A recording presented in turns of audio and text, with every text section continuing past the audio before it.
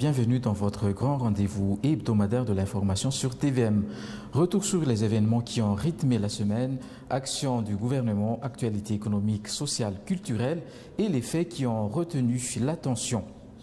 Nouveau rebondissement dans l'affaire des enlèvements et meurtres inexpliqués qui ont secoué plusieurs localités du pays. Une enquête qui continue de susciter de nombreuses interrogations. 3 personnes, dont le chef Cisco Nathan Nariville, ont été placées en détention provisoire à l'issue d'une perquisition menée la semaine dernière par les forces de l'ordre au sein de la lodge Étoile Australe située à Ivanti. Écoutez. Selon le procureur de la République, près le tribunal de première instance d'Antananarivo, Rakutnian Naval, les enquêteurs ont découvert des ossements humains dans un cercueil, plusieurs sabres et un second cercueil, ainsi que divers documents. Parmi les pièces saisies figure un ouvrage intitulé « Rituels funèbres », présenté comme décrivant des pratiques utilisées lors de certaines cérémonies. Le parquet indique également qu'une salle spécialement aménagée pour des cérémonies a été identifiée à l'intérieur des locaux. À ce stade de la procédure, les personnes mises en cause sont poursuivies pour des faits qualifiés d'actes de sorcellerie, de profanation de sépulture, d'enlèvement et d'assassinat, selon les qualifications retenues par le parquet. Les suspects ont été placés en détention provisoire dans l'attente de leur comparution devant la justice. Les hommes sont incarcérés à la prison de Tiafa, tandis que la femme est détenue à la maison centrale d'Atanmour. Le parquet souligne que l'enquête est toujours en cours. Il rappelle que les responsabilités de chacun seront établies par la justice à l'issue de la procédure.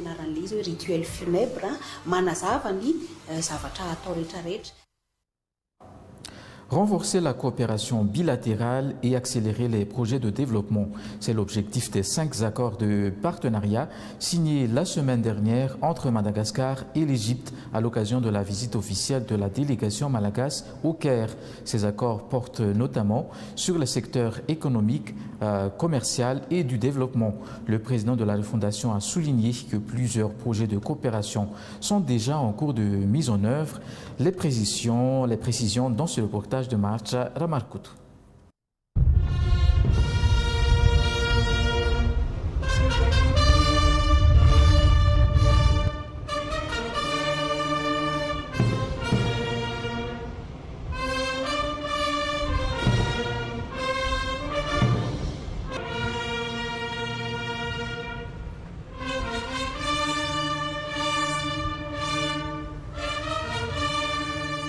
Cinq accords de partenariat entre Madagascar et l'Égypte ont été signés lors de la visite du président de la refondation de la République, accompagné d'une délégation de 7 ministres sur la terre des pharaons.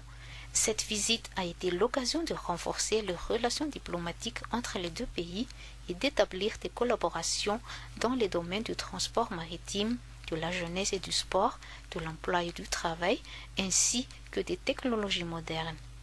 L'un des points essentiels est la coopération économique, symbolisée par le partenariat entre le DBM et le GAFI, axé sur l'investissement et l'entrepreneuriat. Par ailleurs, un partenariat dans le domaine de l'eau, formalisé par un protocole d'accord MOU, avait déjà été signé l'année dernière. Le financement et les travaux à réaliser y sont définis. Le projet, d'une durée de 5 ans, prévoit la réalisation des grandes infrastructures hydrauliques. Le président de la refondation de la République a rappelé que les relations entre Madagascar et l'Égypte datent de plus de 50 ans, marquées par la fraternité et le respect. Aujourd'hui encore, l'Égypte est un partenaire majeur pour la grande île dans sa volonté de changement et de développement. L'Égypte possède une forte expérience en gestion de l'eau et en agriculture, 2 axes prioritaires pour Madagascar. Le tourisme, l'aménagement du territoire et la construction de nouvelles villes font également partie du domaine de coopération. L'Égypte occupe une place importante tant sur le plan économique que politique en Afrique et soutient la paix et le bien-être des populations. Il convient de rappeler que Madagascar et l'Égypte sont membres du COMESA, au marché commun de l'Afrique orientale et australe. Le renforcement de la coopération économique entre Madagascar et l'Égypte franchit donc une nouvelle étape. Une rencontre technique et commerciale a réuni des opérateurs économiques des deux pays sous l'égide de l'IDBM et de la GAFI côté égyptienne. L'objectif est de promouvoir les opportunités d'investissement et encourager les partenariats entre les secteurs privés des deux pays. Suivez. Responsables institutionnels et chefs d'entreprise se sont retrouvés autour d'une même table pour échanger sur les perspectives de coopération économique entre Madagascar et l'Égypte.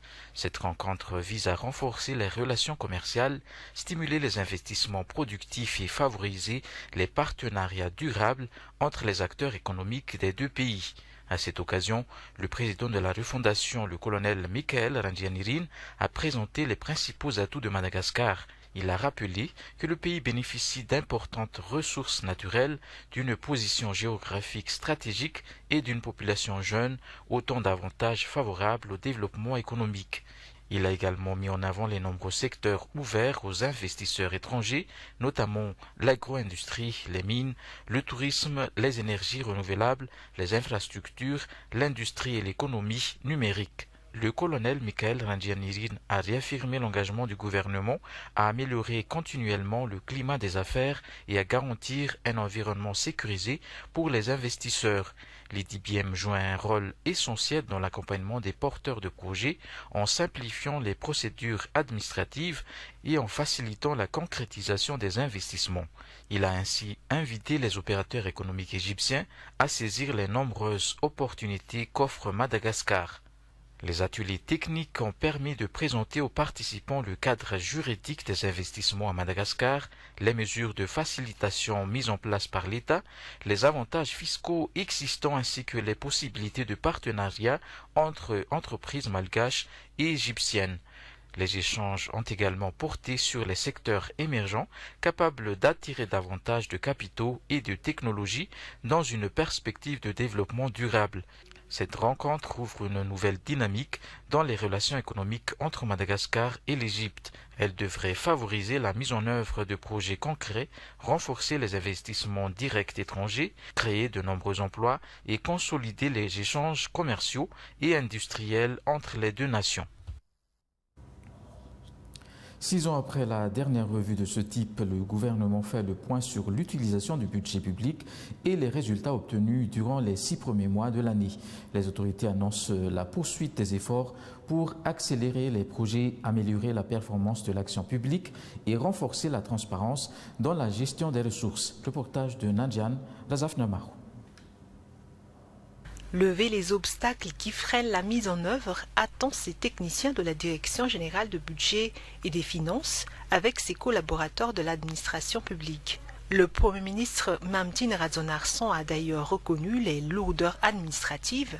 Certaines pratiques ralentissent l'action de l'État. Toutefois, lors de l'ouverture de la revue, il a rappelé que des réalisations sont visibles. Le chef du gouvernement a ainsi exhorté l'ensemble des responsables à accélérer les investissements dans les infrastructures et l'exécution des projets publics. Il nous incombe, rappelle-t-il, de travailler avec rapidité, efficacité et intégrité. Les représentants des différentes institutions et administrations concernées par l'exécution du budget de l'État ont pris part activement à cette rencontre. Revue présentée comme une étape importante pour renforcer la gouvernance budgétaire et restaurer la confiance des partenaires. Cette journée a ainsi permis d'évaluer les performances enregistrées au cours des 6 premiers mois de l'année en matière de mobilisation des recettes, d'exécution des dépenses et de mise en œuvre du programme d'investissement public. Les participants ont également défini les priorités pour le second semestre afin d'améliorer l'exécution budgétaire, de résorber les retards et d'améliorer l'efficacité de l'action publique. Une nouvelle alternative pour désengorger la circulation dans la capitale. La route reliant Ambadpé à Somananjarn, qui traverse 3 communes, a été élargie et réhabilitée. Inaugurée par le président de la refondation, cette infrastructure vise à améliorer la mobilité des usagers sur l'axe nord d'Antananarivo et à fluidifier le trafic. Les détails avec Nandiane Zafnamar.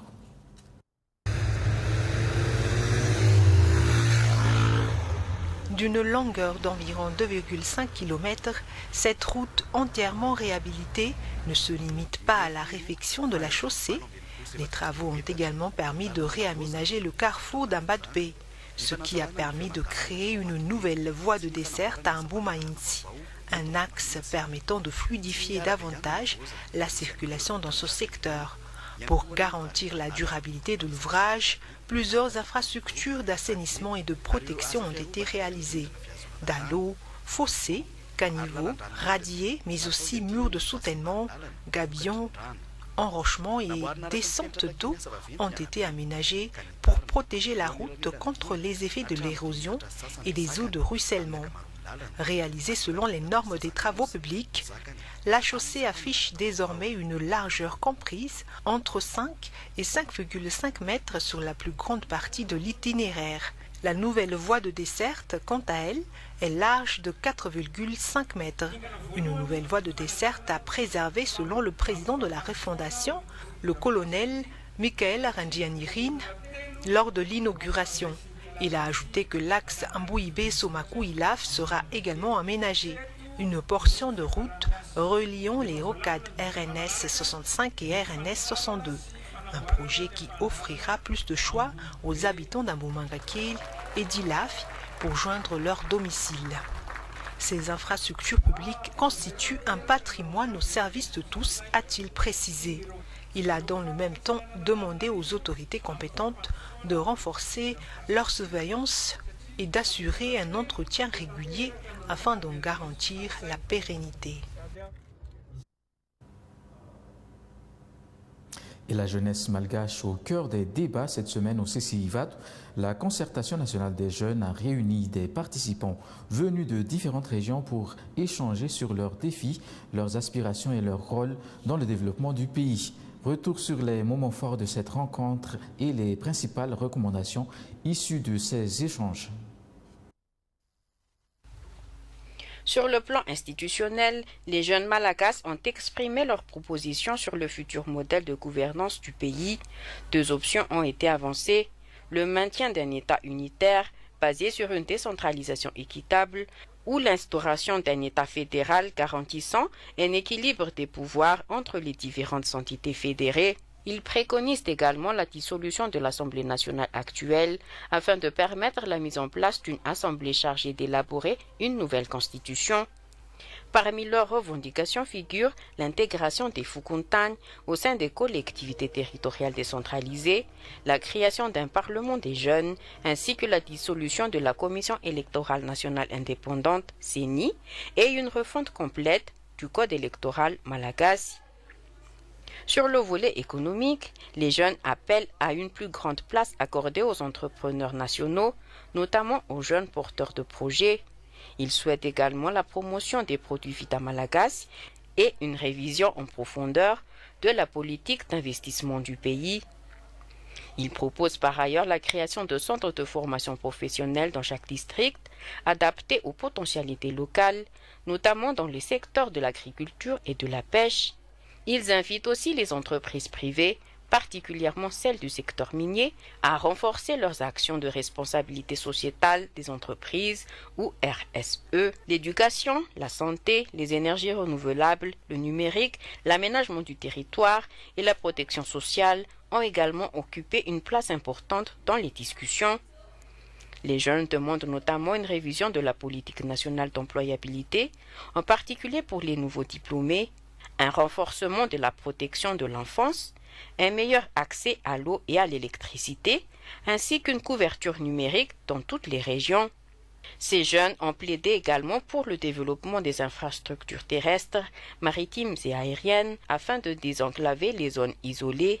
Dans le domaine culturel et sportif, ils proposent la création d'un musée national ainsi qu'une révision des mécanismes de financement dédiés aux jeunes sportifs.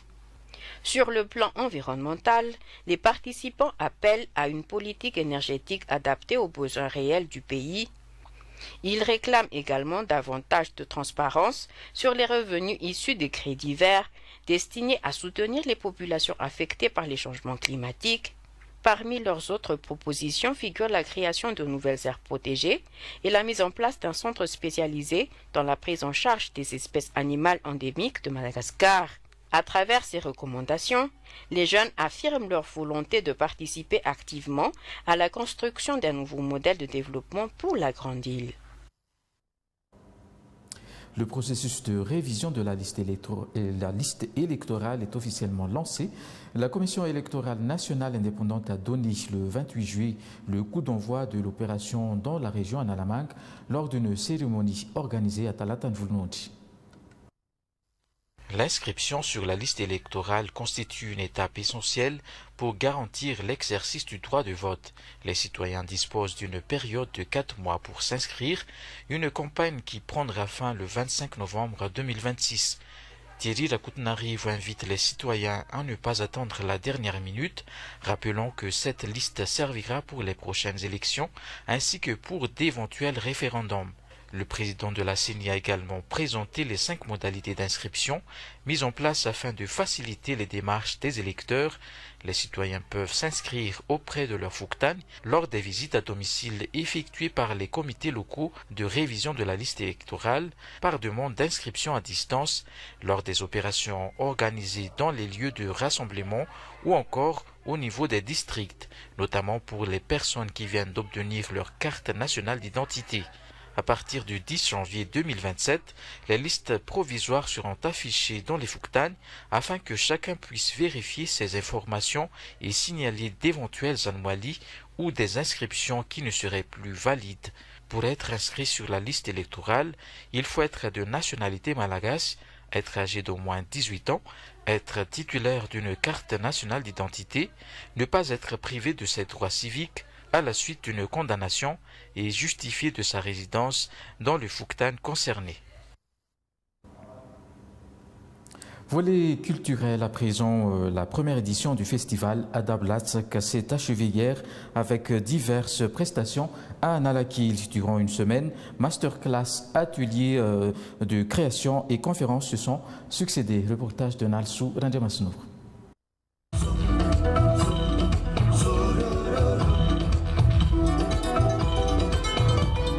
Le festival Adablatsak a regroupé divers types de danse contemporaine, danse de couple, le hip-hop et bien d'autres.